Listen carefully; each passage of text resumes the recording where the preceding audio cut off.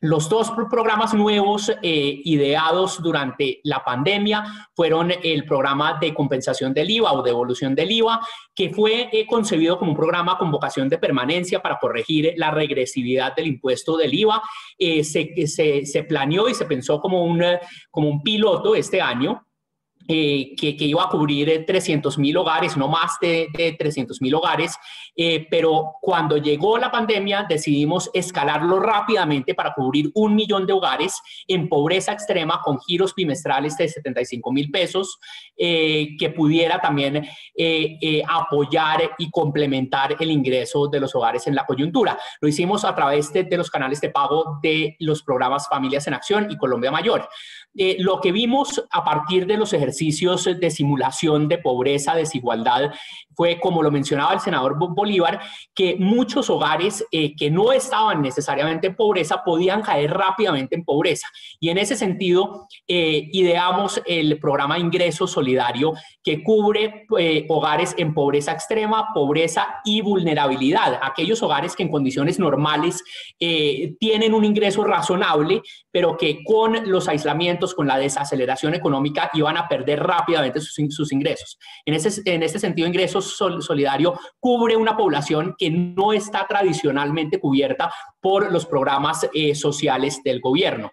El programa, con esta identificación, identificó los hogares en pobreza extrema, pobreza, vulnerabilidad, que no estuvieran en ningún otro programa social, y con este mecanismo identificamos 3 millones de hogares, de los cuales 1.2 millones tenían una cuenta bancaria en alguna entidad financiera, 1.8 millones no tenían ningún tipo de producto de depósito, y a ellos, con ellos implementamos una estrategia de bancarización digital que yo creo que ha sido la experiencia de inclusión financiera y de educación financiera más acelerado que se haya visto en el país y probablemente en Latinoamérica.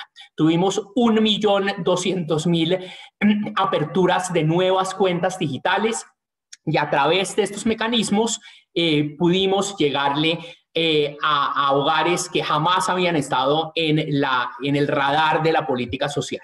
Este programa, como ustedes saben, se extendió hasta mediados del próximo año como una herramienta también dentro de este portafolio de acciones para la reactivación económica, para la protección de ingresos de hogares durante este proceso. Adicionalmente, también mencionar que se implementó dentro de esta estrategia, además de la estrategia digital, nos apalancamos en la red del Banco Agrario, en zonas rurales, zonas dispersas, con giros bancarios. Actualmente el programa, como ustedes saben, está siendo administrado por el DPS. Inició siendo ideado, siendo diseñado en conjunto por el DNP, el Ministerio de Hacienda, con apoyo de Banca de las Oportunidades y del DPS. La urgencia de este programa y la velocidad con la que se duplicó la cobertura de la red de apoyo social, creo que es importante mencionarla. Programa Familias en Acción tardó 19 años en llegar a 2.6 millones de familias, con unos procesos de inscripción y de registro presenciales que no podíamos hacer durante la pandemia. Ingreso Solidario tardó 2 semanas en identificar a los 3 millones de hogares. En el primer giro, en los primeros 3 días de operación, llegamos a 1.1 millones de hogares. Durante los primeros 3 meses y llegamos a 2.6 millones de hogares. Esto ya se los conté. Entonces tuvo varios procesos de varios ciclos donde llegábamos a los hogares bancarizados, los no bancarizados y finalmente a los que no podíamos contactar porque no tenían celular, porque lo habían perdido el celular, porque no habían podido abrir el producto de depósito digital por problemas con la cédula, por ejemplo, porque no la identificaban o la habían perdido, no la tenían. En esos casos hicimos este ejercicio de la toma de municipios donde los bancos desplegaron unos procesos presenciales importantes con apoyo de los alcaldes, con apoyo del DPS y sus oficinas locales, y con esto pues logramos llegar a 2.6 millones de hogares en los primeros 3 meses. Esta es la distribución que es interesante mostrárselas. la distribución de beneficiarios. Por diseño, siempre que había una mujer beneficiaria en el hogar, la mujer es la que recibe el beneficio. Esto tiene impactos importantes en empoderamiento femenino, en cierre de brechas digitales de género, en el impacto que tiene sobre nutrición infantil también. Entonces, 65% fueron mujeres.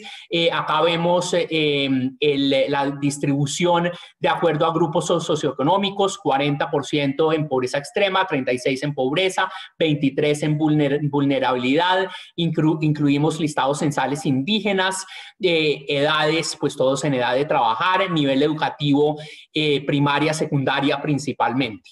Se distribuyó en todo el país. La focalización no fue territorial, entonces esto refleja pues la distribución de la población en el territorio nacional. Compensación del IVA. Se focalizó territorialmente, primero identificando los municipios con índices de pobreza multidimensional más altos y luego focalización por hogares, para hogares en pobreza extrema. Aquí vemos la distribución de esos pagos, también cubriendo pues todo el territorio nacional. Importante mencionar que aquí usamos los mejores datos posibles: 21 millones de registros del SISBEN 4 actualizados, 18 millones de registros del SISBEN 3 que no fueran anteriores a junio del 2018.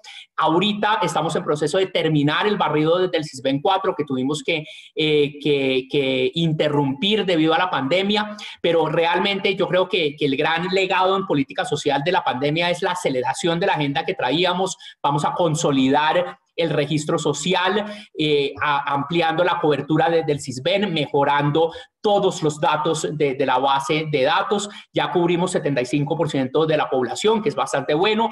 Tiene también un sesgo hacia población pobre y vulnerable, entonces en esas poblaciones tenemos coberturas de más del 90%.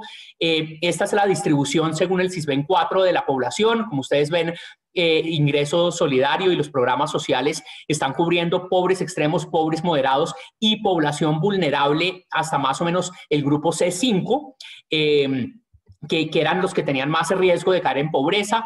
Con la actualización del SISBEN 4 vamos a reconocer estos cambios sociales y estos retos sociales. Como ustedes ven, el efecto COVID va a generar pues un aumento en la población que está en los primeros grupos de la distribución. Entonces, con esto también vamos a poder focalizar mucho mejor los programas y seguir actuando y modernizando nuestros instrumentos de apoyo a la población pobre y vulnerable.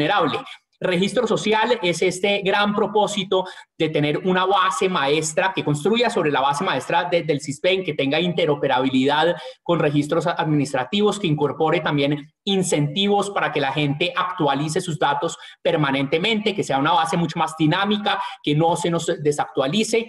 Entonces, esta es una gran apuesta muy importante para poder seguir maximizando el impacto de las transferencias monetarias, tanto condicionadas como no condicionadas.